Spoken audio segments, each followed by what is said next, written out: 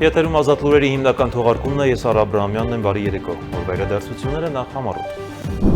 Ֆրանսիայի նախագահը կժամանի Հայաստան։ Մայիսի 4-ին Էմանուել Մակրոնը Երևանում մասնակցելու է Եվրոպական քաղաքական համայնքի գագաթնաժողովին, իսկ արդեն հաջորդ օրը տեղի կունենա նրա պետական այցը։ Այցին ընդառաջ այսօր փոխվարչապետ Տիգրան Խաչատրյանն ընդունել է Ֆրանսիայի դեսպանի։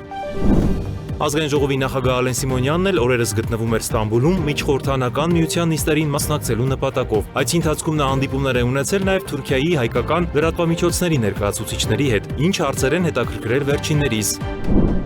Եվրամիությունը նախատեսում է ակտիվացնել գործակցությունը Ադրբեջանի, Հայաստանի եւ Թուրքիայի հետ Սևծովի եւ Կենտրոնական Ասիայի հետ տրանսպորտային ու էներգետիկ կապի զարգացման նոր ռազմավարության շրջանակներում։ Այս մասին հայտարարել է Եվրահանձնակատար Մարտակոսը։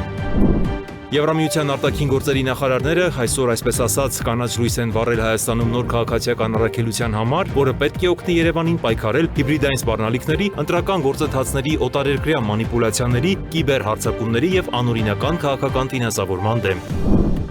Վարչապետը շարունակում է ներկայացնել քաղաքացիական պայմանագիր կուսակցության նախընտրական ծրագիրը։ Նա այսօր արդեն անդրադարձել է նոր սահմանադրությանը, ներկայացրել իր մոտեցումները։ Երևանի ավականին այսօրվա նիստում նախապես օրակարգում ընդգրկված 51 նախագծից հաստատել է 38-ը։ Քննարկվել են Հրազդանի կիրճի բարեկարգման ծրագիրը, տրանսպորտային բարեփոխումների ընթացքը եւ որոշ փողոցների անվանակոչության հարցերը։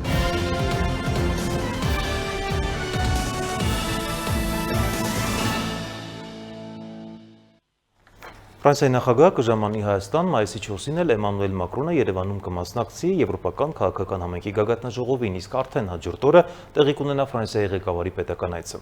Այցին ընդառաջ այսօր փոխվարչապետ Տիգրան Խաչատրյանն ընդունել է Հայաստանում Ֆրանսիայի արտակարգ եւ լիազոր դեսպան Օլիվիե դե Կոտինիին։ Մանրամասն անդրադարձ է կատարվել երկկողմ հարաբերությունների օրակարգային մի շարք հարցերի, այդ թվում խմելու ջրամատակարարման եւ ջրահեռացման, հյուսիս-հարավ ճանապարհային միջանցքի Սիսիան-Քաջարյան ճանապարհահատվածի կառուցման շրջանակներում ֆրանսիական կողմի ներգրավվածության, կրթական գործակցության, նաև ռազմավարական նշանակության, այլ ծրագրերի եւ նախաձեռնությունների։ Երկուստեք ընդգծվել է ձևավորված կառուցողական գործակցության կարևորությունը երկկողմ հարաբերությունների շարունակական ընդլայնման նպատակով։ Հանրապետության նախագահ Վագն Խաչատուրյանն էլ աշխատանքային այցով ժամանել է Աստանա, այս մասին հայտնել են նախագահի աշխատակազմից։ Նախագահը Ղազախստանի մայրաքաղաքում կմասնակցի կայուն ապագայի ընդհանուր տեսլական ՄԱԿ-ի տարածաշրջանային բնապահպանական գագաթնաժողովին։ Աշխատանքային այցի ընթացքում նախատեսված են հանրապետության նախագահի երկկողմ հանդիպումները Ղազախստանի եւ գործընկեր երկրների բարձր ղեկավարության ներկայացուցիչների հետ։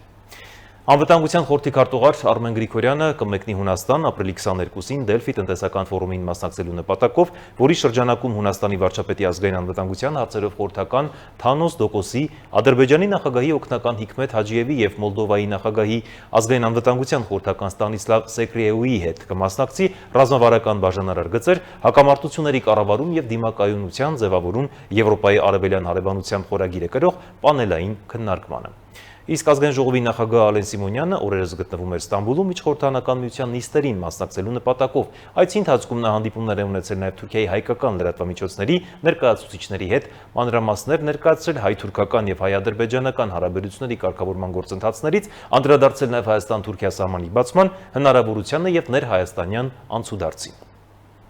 Հայաստանի ազգային ժողովի նախագահ Ալեն Սիմոնյանը ապրիլի 16-ից 19 Ստամբուլում էր մասնակցելու միջխորհրդարանական միության նիստերին։ Այս ընթացքում կայացել են նրա հանդիպումները Հայաստանի հարևան երկրների Վրաստանի, Ադրբեջանի, Թուրքիայի խորհրդարանների նախագահների, Եվրոպական միության խորհրդարանի փոխնախագահի, Ռուսաստանի Դաշնության Դաշնային խորհրդի նախագահի եւ Կատարի խորհրդարանի նախագահի հետ։ Իսկ ապրիլի 18-ին ազգային ժողովի նախագահն այցելել է Թուրքիայի Հայոց Պատրիարքարան։ Նա առանձնազրույց է ունեցել Սահակ Մաշալյանի հետ, այնուհետև Պատրիարքարանի նիստերի դահլիճում հանդիպել Թուրքիայում գործող հայկական լրատվամիջոցների ներկայացուցիչների հետ։ Հանդիպմանը Սիմոնյանն ընդգծել է, որ իր այցը Ստամբուլ եւ մասնակցությունը միջխորհրդարանական միության վեհաժողովին Թուրքիայի եւ Հայաստանի հարաբերությունների կարգավորման ցուցիչներից է։ Այս պահին մեր միջև չկա որևէ խնդիր, որը անհապաղ լուծում է պահանջում։ Մենք սպասում ենք ցամաքային սահմանի բացմանը։ Այդ մասին բազմիցս խոստումներ են տրվել, սակայն գործընթացը երկար ժամանակ ձգձգվում է եւ ես այդ մասին տարբեր առիթներով բազմիցս բարձրաձայնել եմ։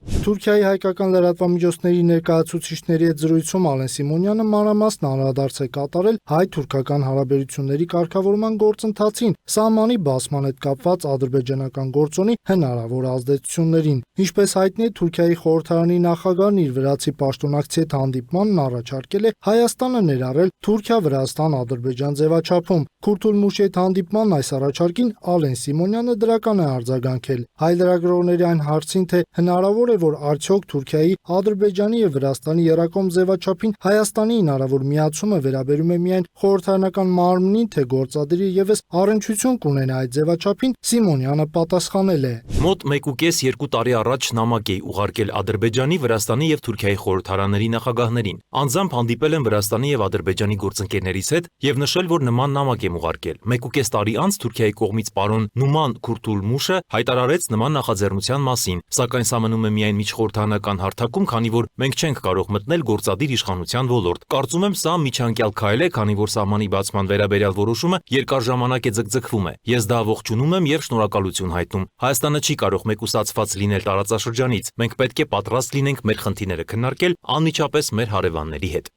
Ազգային ժողովի նախագահը խոսել է նաև հայ-թուրքական հարաբերությունների վրա ադրբեջանական ազդեցության մասին, ընդգծելով, որ ադրբեջանական լոբբին խոչընդոտներ կարող է ստեղծել հայ-թուրքական սահմանի բացման հետ կապված։ Կարող եմ ասել, որ Ադրբեջանն իր լոբիստական ազդեցությամբ խոչընդոտում է գործընթացը։ Մի կողմից մեզ հետ բանակցում է, մյուս կողմից թույլ չի տալիս, որ Թուրքիան մեզ հետ բանակցի։ Սա տարօրինակ իրավիճակ է։ Թուրքիան կարծես դարձել է այդ ազդեցության գերին։ Անկեղծ ասած, չեմ կարող ասել, ինչ են սպասում։ Սկզբում ասում էին, մինչև Լեռնային Ղարաբաղի հարցը չլուծվի, սահմանը չի բացվի։ Հետո հայտարարեցին, որ այդ հարցը լուծված է։ Այնուհետև առաջ քաշվեց Հայաստան-Ադրբեջան խաղաղության պայմանագիրը։ Մենք այն բանակցեցինք 17 կետերի շուրջ համաձայնության եկանք, սակայն դարձյալ արդյունք չեղավ։ Սիմոնյանը նաև անդրադարձել է Հայաստանի իշխանությունների եւ Մայրաթոր Սուրբ Էջմիածնի միջև հարաբերություններին։ Վերջինս ընդգծել է, որ պետության եւ եկեղեցու միջև չլուծվող խնդիր չկա։ Խնդիրը վերաբերում է առանձին անձանց։ Ազգային ժողովի նախագահի խոսքով պետությունն ու եկեղեցին պետք է գործեն միմյանցից անկախ։ Պետությունը չպետք է խառնվի եկեղեցու գործերին, իսկ եկեղեցին պետության։ Սիմոնյանը խոսել է նաև տարածաշրջանում տիրող իրավիճակի, ԱՄՆ-Իսրայել-Իրան հակամարտության մասին, շեշտել, որ թերևս ամենամեծ մտահոգությունն այն է, որ Հայաստանը չներգրավի այս գործընթացներում։ Ըստ նրա, Հայաստանն ընտրել է խաղաղության ճանապարհը, որպեսզի երեխաներն ապրեն խաղաղ։ Ազգային ժողովի խոսնակն անդրադարձել է նաև սպասվող խորհրդարանական ընտրություններին եւ Սփյուռքի հնարավոր ներգրավմանը։ Այո, նման փորձեր լինում են, բայց վստահ եմ, Հայաստանի քաղաքացիները թույլ չեն տա, որ երկիրը դառնա արտաքին ազդեցության գործիք։ Սփյուռքը կարող է մարդկանց ուղարկել Հայաստան աշխատելու, ապրելու, ընտանիք կազմելու համար, բայց Հայաստանը չպետք է դիտարկվի որպես շահագործման աղբյուր։ Սիմոնյանը խոսել է 2023 թվականի Ղարաբաղյան իրադարձությունների եւ Եվրամիության հետ հարաբերությունների մասին նույնպես։ Նա նշել է, որ 2023 թվականին Ադրբեջանը փորձել է Հայաստանը ներքաշել պատերազմի մեջ, սակայն դա նրան չի հաջողվել։ Հայաստանն արել է եւ շարունակում է անել հնարավորը ավելի քան 100,000 ղարաբաղցի հայերին կացարանով ապահովելու եւ իր բոլոր հարցերում աջակցելու համար։ Իսկ Եվրամիության հետ հարաբերությունների հետ կապված ազգային ժողովի նախագահն ընդգծել է, Հայաստանը փորձում է վարել հավասարակշռված քաղաքականություն եւ զարգացնել հարաբերությունները բոլորի, այդ թվում Եվրոպական միության հետ։ Եվրամիությունը նախատեսում է ակտիվացնել գործակցությունը Ադրբեջանի, Հայաստանի եւ Թուրքիայի հետ Սև ծովի եւ Կենտրոնական Ասիայի հետ տրանսպորտային ու էներգետիկ կապի զարգացման նոր ռազմավարության շրջանակներում։ Այս մասին հայտարարել է Եվրահանձնակատար Մարտա Կոսը Լյուքսեմբուրգում ԵՄ գործերի նախարարների խորհրդի նիստից առաջ։ Նրա խոսքով ռազմավարության հիմնական տարրը Եվրոպայի եւ Կենտրոնական Ասիայի միջև կայուն առևտրային եւ լոգիստիկ ուղիների զարգացումն է։ Նա ընդգծել է, որ նոր ուղիների անհրաժեշտությունը մեծացել է ավանդական ուղիների անկայունության ֆոնին։ Հյուսիսային առևտրային ուղիները խափանվել են Ռուսաստանի կողմից, մինչդեռ հարավային ուղիները ճնշման ներքո են Իրանի հակամարտության պատճառով։ Եվրամիության արտաքին գործերի նախարարներն էլ այսօր, այսպես ասած, կանաչ լույս են վառել Հայաստանում նոր քաղաքացիական առաքելության համար, որը պետք է օգնի Երևանին պայքարել հիբրիդային սպառնալիքների, ընտրական գործընթացների, օտարերկրյա մանիպուլյացիաների, կիբերհարձակումների եւ անօրինական քաղաքական ֆինանսավորման դեմ։ Առաքելությունը կսկսի գործել առաջիկա ամիսներին, կունենա 2 տարվա մանդատ եւ կկոչվի Հայաստանի Հանրապետությունում Եվրոպական միության գործընկերության առաքելություն EUPM Արմենիա, հայտնում է Ազատությունը։ Այս առաքելությունը կգա փոխարինելու Հայաստանում ԵՄ մեկ այլ 2023 թվականին ստեղծված MMA անվանումով առաքելությանը, որը ստեղծվել էր Հայաստանի ու Ադրբեջանի սահմանը դիտարկելու վստահության ամրապնմանը նպաստելու համար։ Դրա 4-ամյա մանդատն ավարտվում է 2027 թվականի սկզբին։ Այն ունի ավելի քան 200 անդամ։ Նոր առաքելությունը մինչդեռ ակնկալվում է, որ կունենա ընդամենը 20-ից 30 ներկայացուցիչ, որոնք հիմնականում կաշխատեն Հայաստանի իշխանությունների հետ սերտ գործակցությամբ մայրաքաղաքում։ Փաշինյանը շարունակում է ներկայացնել քաղաքացիական պայմանագիր կուսակցության նախընտրական ծրագիրը։ Նա այսօր արդեն անդրադարձել է նոր սահմանադրությանը, ներկայացրել իր մոտեցումները, ընդգծելով, որ դրա նախաբանում անկախության հռչակագրին հղման բացակայությունը կարևոր է տարածաշրջանային խաղաղության եւ երկրի զարգացման նոր փուլ ապահովելու համար։ Վարչապետի խոսքով այս հարցը ոչ միայն իրավական, այլև քաղաքական եւ ռազմավարական նշանակություն ունի Հայաստանի ապագայի տեսանկյունից։ Այսօր Հայաստանի քաղաքական օրակարգի առանցքային թեմաներից մեկը նոր սահմանադրության ընդունումն է։ Վարչապետ Նիկոլ Փաշինյանը ներկայացնելով քաղաքացիական պայմանագիր կուսակցության նախընտրական ծրագիրը կրկին անդրադարձել է այս հարցին, հստակեցնելով իր դիրքորոշումը մի շարք կարևոր դրույթների վերաբերյալ։ Վարչապետը վերահաստատել է, որ նոր սահմանադրության նախաբանում չպետք է լինի հղում Հայաստանի անկախության հռչակագրին։ Նրա խոսքով նման հղումը կարող է նշանակել Ղարաբաղյան շարժման շարունակություն, ինչն իր գնահատմամբ կբերի տարածաշրջանային լարվածության աճի եւ կխոչընդոտի խաղաղության հաստատմանը։ Եթե մենք այսօր ընդունենք նոր սահմանադրություն եւ այդ սահմանադրության տեքստի մեջ նախաբանում լինի հղում անկախության հռչակագրին, դա նշանակում է, որ մենք շարունակում ենք Ղարաբաղյան շարժումը։ Եթե մենք շարունակում ենք Ղարաբաղյան շարժումը, դա նշանակում է վերսկսում ենք կոնֆլիկտը Ադրբեջանի հետ։ Եթե վերսկսում ենք կոնֆլիկտը Ադրբեջանի հետ, այդ նշանակում է արդեն, որ խաղաղությունը հնարավոր չէ։ Փաշինյանն ընդգծել է, որ եթե Հայաստանը շարունակի այդ քաղաքական ու գաղափարական գիծը, ապա դա կարող է հանգեցնել Ադրբեջանի հետ հակամարտության վերսկսման։ Միաժամանակ նա նշել է, որ նման մոտեցումն անուղղակիորեն կարող է վերակենդանացնել նաև Արևմտյան Հայաստան կամ ծովից ծով Հայաստան գաղափարախոսությունները, ինչն ըստ նրա փակուղային է ներկա աշխարհաքաղաքական պայմաններում։ Մեր գաղափարախոսությունը այն է, որ մենք պետք է կենտրոնանանք Հայաստանի Հանրապետության ինքնիշխան տարածքի վրա, միջազգայինորեն ճանաչված տարածքի վրա, Հայաստանի Հանրապետության քաղաքացիների անվտանգությունը, բարեկեցությունը ապահովելու խնդրի վրա։ Մենք երեք բանակի հատվածում խոսելու ժամանակ էլ այդ մասին ասացի։ Հայաստանի Հանրապետության բանակը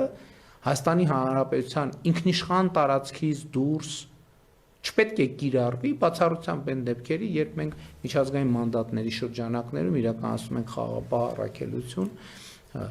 եւ սա այսօր իմիջայլոց նաեւ ասեմ, երբ որ ես ասում եմ, որ առաջիկա ընտրություններում պատմաքաղաքական հեղափոխություն է սպասում, ես սա նկատի ունեմ։ Անդրադառնալով ներքաղաքական քննադատություններին, վարչապետը նշել է, որ սահմանադրական փոփոխությունները չպետք է դիտարկվեն որպես արտաքին ճնշման արդյունք։ Նրա խոսքով առաջնայինը Հայաստանի քաղաքացիների ընտրությունն է եւ պետությունը պետք է առաջնորդվի սեփական շահերով։ Փաշինյանը նաեւ կարեւորել է նոր սահմանադրության ընդունումը որպես պետության եւ քաղաքացու միջև վստահության վերականգնման գործիք։ Նրա խոսքով նախորդ սահմանադրական հանրաքվեները հաճախ կասկածի տակ են դրվել, ինչի հետևանքով ձևավորվել է լարվածություն հասարակության եւ իրավական համակարգի միջև։ Նոր սահմանադրությունը ըստ նրա պետք է ապահովի այդ կապի վերականգնումը հանրաքվեի միջոցով ստանալով լիարժեք լեգիտիմություն։ Պետության եւ քաղաքացու հարաբերությունների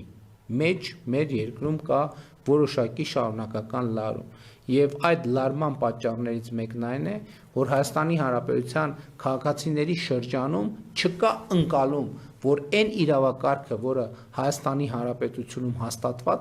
հաստատված է իր կողմից եւ ոչ միայն չկա ընկալում, այլև չկա այդպիսի իրողություն։ Բացի այդ, վարչապետը ներկայացրել է նաև ներքին անվտանգության հայեցակարգը, շեշտելով լեգիտիմության կարևորությունը։ Նրա համոզմամբ միայն այն դեպքում, երբ քաղաքացիները վստահում են պետական ինստիտուտներին եւ ընդունում դրանց որոշումները որպես իրենց կամքի արտահայտություն, հնարավոր է ապահովել կայուն եւ անվտանգ պետություն։ Երբ մենք Հայաստանի Հանրապետության քաղաքացիների աջակցությամբ քաղաքացիական պայմանագիր կուսակցությունը ստանա սահմանադրական մեծամասնություն, դա կլինի, որ պատմաքաղաքական հեղափոխությունը ըստ էության տեղի է ունենում եւ ժողովուրդը նախնական հավանություն տալիս է այս նախագծին, այս ծրագրին եւ Հայաստանի Հանրապետության քաղաքացիները արձանագրում են, որ իրենք տեր են կանգնում իրենց պետությանը։ Առաջին հերթին տեր են կանգնում իրենց պետությանը եւ իհարկե նաև խաղաղությանը, ազատությանը, ինքնիշխանությանը։ Քաղաքական ծրագրում անդրադարձ է եղել նաև հոգևոր դասին։ Փաշինյանը նշել է, որ անհրաժեշտ է հայ առաքելական եկեղեցու բարենորոգում, այն քաղաքական ազդեցություններից զերծ պահելու եւ հասարակության հետ կապը վերականգնելու համար։ Միևնույն ժամանակ ընդգծվել է, որ Հայաստանը մնում է աշխարհիկ պետություն, որտեղ եկեղեցին անջատ է պետությունից, սակայն չի կարող գործել որպես պետություն պետության մեջ։ Քաղաքացիական պայմանագիր կուսակցությունը պաշտպանում է հայաստանյան առաքելական Սուրբ եկեղեցու բարենորոգման օրակարգը եւ որտեղ գրում է հետեւյալ ճանապարհային քարտեզը։ Ա. Հայաստանյան առաքելական Սուրբ եկեղեցու փաստացի պետի հերացում, հանգստի կոչում։ Բ. Սահմանված կարգով կաթողիկոսական տեղապահի ընտրություն։ Գ. Հայաստանյան առաքելական Սուրբ եկեղեցու կանոնադրության ընդունում։ Կանոնադրությամբ պետք է սահմանվեն ամրագրված սկզբունքների պահպանման, ֆինանսական թափանցիկության եւ հոգեվորականների բարեվարկության ապահովման կառուցակարգեր։ Դ. Սահմանված կարգով ամենայն հայոց կաթողիկոսի ընտրություն։ Վարչապետը համոզմունք է հայտնել, որ առաջիկա ընտրությունները կարող են դառնալ շրջադարձային, ձևավորելով իրական Հայաստանի գաղափարախոսությունը, որը կենտրոնացած է երկրի միջազգային ճանաչված սահմանների անվտանգության եւ քաղաքացիների բարեկեցության վրա։ Այո, եկեղեցին անջատ է պետությունից, բայց եկեղեցին դուրս չէ պետությունից, եւ եկեղեցին բոլոր իմաստներով պետք է գործի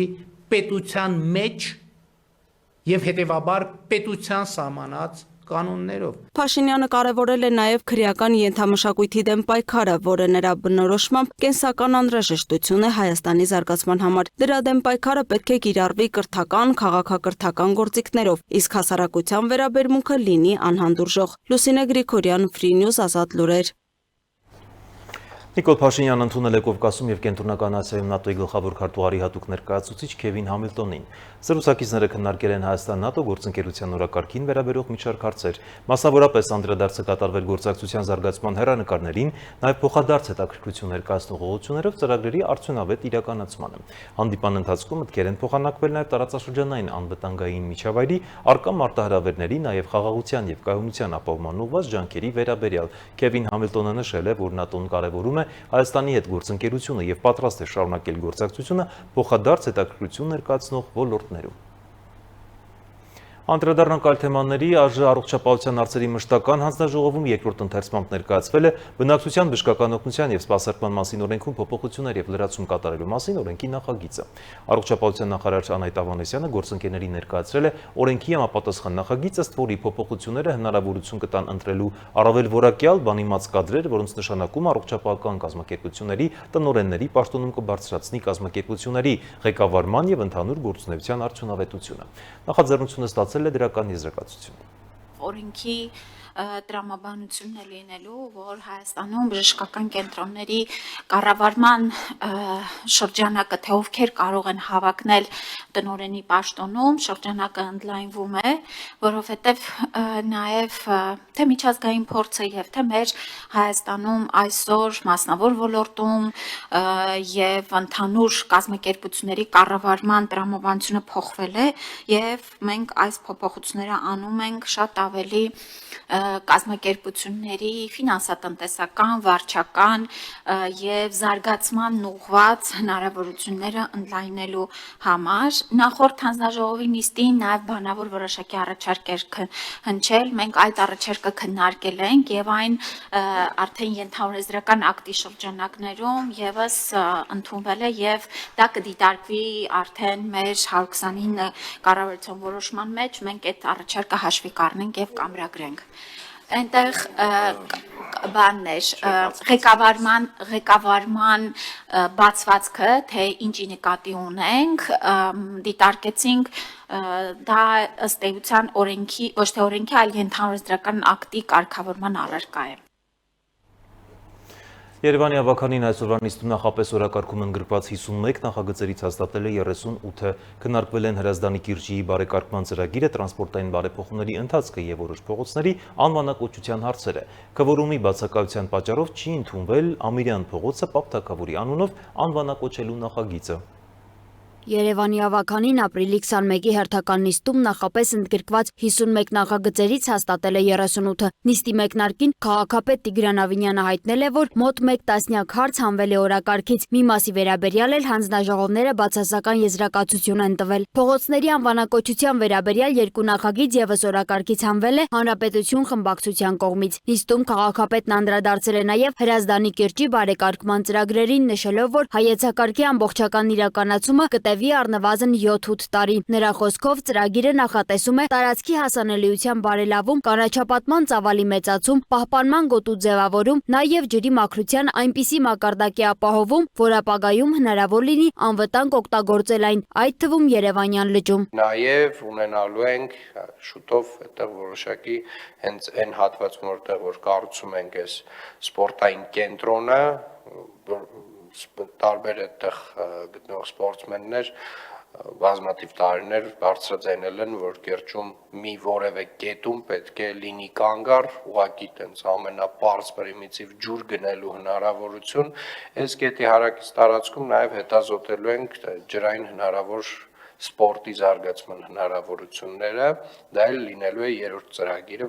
որը որ առաջնայինորեն սկսելու ենք իրականացնել։ Հրազդանի կիրճում հանգստի գոտու ստեղծման ծրագրի քննարկման ընթացքում Երևանի ավականու ազգային առաջընթաց խմբակցության անդամ Պետրո Զարոկյանը կոռուպցիոն կասկածներ է հնչեցրել, անդրադառնալով նաև նախկինում իրականացված մի շարք ծրագրերի։ Ի պատասխան Տիգրան Ավինյանը հայտարարել է, որ ներկայացված թվերն ու պնդումները չեն համապատասխանում իրականությանը, շեշտելով, որ Ալբերտ Ազարյանի անվան մարզադահլիճի շինարարության հրատապ ընթացակարգը պայմանավորված է 2027 թվականին Հայաստանում անցկացվելիք Ատլետիկոյի աշխարհի առաջնությամբ։ Ավականու նիստում քննարկվել է նաև տրանսպորտային բարեփոխումների ընթացքը։ Ազգային առաջընթաց խմբակցության անդամ Հայկ Գրիգորյանը նշել է, որ մայրաքաղաքում արկա մի շարք խնդիրների համար իշխող ուժը պետք է արձանագրի սեփական թերացումները, ընդգծելով, որ ընդդիմությունը չի խանգարում բարեփոխումներին, իսկ խնդիրը հենց դրանց իրականացման մեջ է։ Նա նաև հայտարարել է, որ ավտոբուսի վարորդների վրա ուղևարցի հավաքագրման պահանջ դնելը հանգեցրել է միջադեպերի, իսկ կենտրոնում բազմաբնակարան շենքերի շինարարության թույլտվությունները խորացրել են խցանումների խնդիրը։ Ի պատասխան Տիգրան Ավինյանը հայտարարել է, որ քաղաքապետարանը կոպեկների հավաքագրումից անցել է ամբողջական թվային լուծումների եւ անհպում վճարումների համակարգի ներդրմանը, եւ այդ գործընթացն ուղեկցվել է դժվարություններով ու դիմադրություններով։ Քաղաքապետը նաև պնդել է, որ իր պաշտոնավարման ընթացքում կենտրոնում նոր շինարարական ծրագրերի թույլտվություններ չեն տրվել։ Ավինյանը քննադատել է այն դեպքերը, երբ տրանսպորտում բոյկոտի անվան տակ իր խոսքով բռնության են ենթարկվում վարորդները։ Ի դեպ, ապրիլի 20-ին ժամը 22:20-ի սահմաններում 8 համարի երթուղում վեճ է ծագել ուղևորի եւ վարորդի միջև, ինչի ընթացքում ոչ թավ վիճակում գտնվող ուղևորը դանակով հարվածել է վարորդին։ Հիմա ամեն մի թափթփուկ կներեք արտահայտությանս համար խուլիգան, ասենք խուլիգան, բառից բուն իմաստով խուլիգան, ասենք կարա բռնության ենթարկի վարորդին ու դե ասի ես բոյկոտ եի անում։ Եղավ այն, որ Ժորժ ջան, այս ամբիոնից ասում եք դե եկեք բոյկոտենք, հիմա ասում եմ հարբած մի հատ թափթփուկ, ասում է ես բոյկոտ եմ անում, հետո էլ հարձակվում է վարորդի վրա։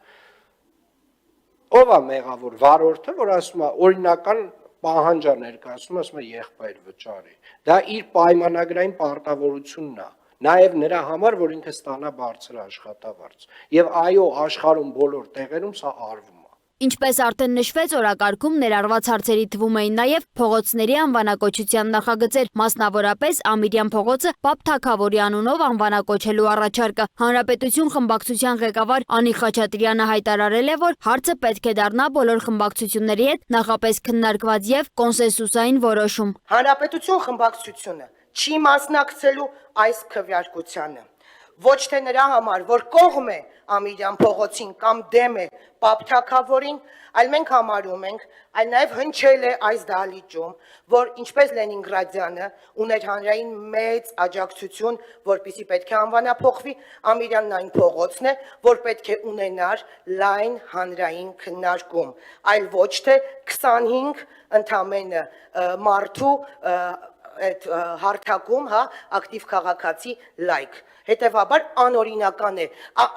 անու ոչ օրենքի սահմանում, բայց հանրային ընկալման մեջ սա բացասական նախագիծ է։ Նրա խոսքով թեման նախկինում արդեն քննարկվել է, սակայն այս անգամ նախագիծը ներկայացվել է հրատապ ընթացակարգով եւ խմբակցությունները չեն հասցրել ընդհանուր դիրքորոշում ձևավորել։ Խաչատրյանն անդրադարձել է նաեւ ակտիվ քաղաքացի հարթակում արձանագրված մասնակցությանը, նշելով, որ հանրային քննարկման ակտիվությունը բավարար չի եղել։ Նախագծի հեղինակ ազգային առաջընթաց խմբակցության անդամ Հայ Գրիգորյանն էլ նշել է, որ դեմ չէ հավելյալ քննարկմանը, սակայն հիշեցրել է, նախագիծն առաջին անգամ չէ, որ բերվում է ավականու օրակարգ։ Այնուհետև ավականու անդամները քվեարկությունից առաջ խնդրել են 15 րոպե ընդմիջում եւ այլևս չեն վերադարձել նիստերի դահլիճ։ Քվորում չլինելու պատճառով Ամիրյան փողոցը Պապ Թագավորի անունով անվանակոչելու որոշումը չընդունվեց։